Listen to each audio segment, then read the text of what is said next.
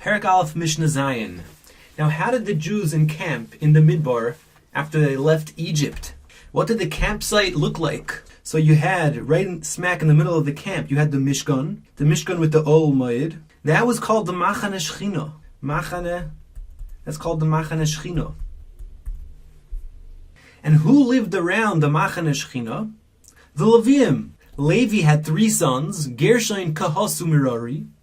Gershon encamped on this side, Kahos over here in the bottom, and Merari's family camped on top here. So who encamped by the opening of the Oil Moed? Moshe and Aaron. Moshe's family and Aaron. And even though they're technically part of Kahos's family, they were descendant from Kahos, but they were zeicha to their own campsite by the opening of the Oil Moed. Now again, this is called the Machane Leviah. Machane Leviah. And of course, around the Machane Leviah was the Machane Yisrael. Encamped around the Machane Leviah, and each side had a different camp. On the east it was Yehuda's camp. On the south you had Reuven's camp. Reuven. On the west you had Ephraim, Shevet Ephraim's camp. And on north you had Dan. And each camp was comprised of 3 Shvatim. Yehuda had Yisachar and Zvulun. Reuven had Shimon and Gad. Ephraim had Menashe and Binyamin. And Dan, Machane Dan, had Asher and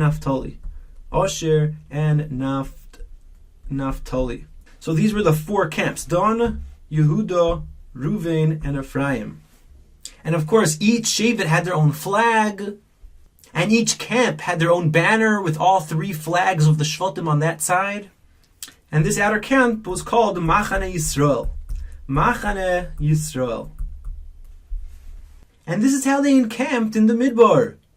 In the Machane Leviah, Moshe and Aaron, by Kahos, you had, right, Korach was part of Kahos, which is why Reuven was influenced the most, because he was neighbors with Korach. Oile Rasha, oile Shechina, woe to the Rasha, woe to his neighbor.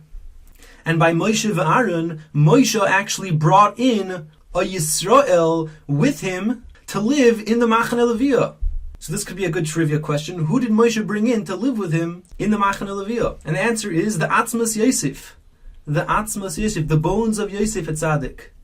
Moshe brought into the Machane Leviah, which shows you that a mace is able to enter the Machane Leviah. And even though there's a kedusha, there's a special kedusha that Machane Leviah has, which is even greater than the Machane Yisrael. You have the Machane Yisrael, which has a kedusha to it. The Machane Leviah is even more kaddish, and then the Machane Shechina has the most kedusha in it. Now, you're not allowed to bring a mace into the Machane Shechina, but you're allowed to bring a mace mid'oraisa in the Machane Leviah. Later on, there was a derabanan that prohibited bringing a mace into the Machane Leviah and into the Machane Yisrael. But mid'oraisa, we see from this that you're allowed to bring a mace into the Machane Leviah. Now, when the Klal Yisrael entered into Eretz Yisrael and they conquered Eretz Yisrael, the way they set up Eretz Yisrael was mirrored after the way they camped in the desert. And just like here, they camped in the desert with the Machane Yisrael, which has a certain type of kedusha to it, and the Machane Leviah has a higher level of kedusha, and the Machane Shechina. So too in Eretz Yisrael, certain places in Eretz Yisrael has a din Machane Yisrael. Certain places in Eretz Yisrael have a din Machane Leviah, and an even more intense kedusha to it. And certain places in Eretz Yisrael have a din Machane Shechina. And our Mishnah here tells us that the walled cities in Eretz Yisrael, meaning the walled cities from the time of Yehoshua ben Nun, when Yehoshua ben Nun came to Eretz Yisrael, he sanctified the walled cities and he gave them the halachas of the Machane Yisrael. So Eretz Yisrael proper does not have a din of Machane Yisrael. But the walled cities in Eretz Yisrael, Yehoshua sanctified and he embedded in them the kedusha of the Machane Yisrael. And therefore, number 1, a mitzvah has to be sent out of the walled cities. The Torah says, "Michutz lamachane moishava." You send him out of the Machane, send him out of the Machane Yisrael. And a mace, a dead person is not allowed to be brought in to a walled city, because the kedusha is such that you're not allowed to bring a mace into it. Now, if a mace dies from within the walls, mi bein hachaimis, then you're allowed to delay the burial and give him a hesped and then bury him there. But if he's brought out, you're not allowed to bring him in. And even if the leaders of the city want to bring him in and bury him in the city, once a mace leaves the walled city, he's not allowed to be brought in. So the Mishnah says, Ayorois hamukafois chayma, the cities that were encircled by a wall from the times of Yehoshua ben Nun, is mikudashas mimena, is more holy than it, is more holy than Eretz Yisrael proper.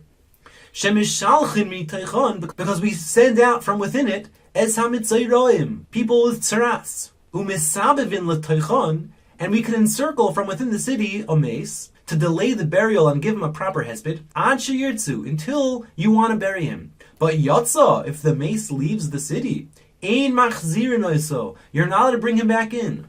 A walled city has a din Machane Yisrael. Certainly Yerushalayim has a din of Machane Yisrael, like we're going to see in next Mishnah. And therefore, people don't know this, but you're not allowed to be buried in Yerushalayim. You're not allowed to bring a mace from outside of Yerushalayim inside to Yerushalayim. Now you have cemeteries, the Har Hazesim, Har Menuchos, those are all outside Yerushalayim, the original city of Yerushalayim. Now it's your turn to read the Mishnah.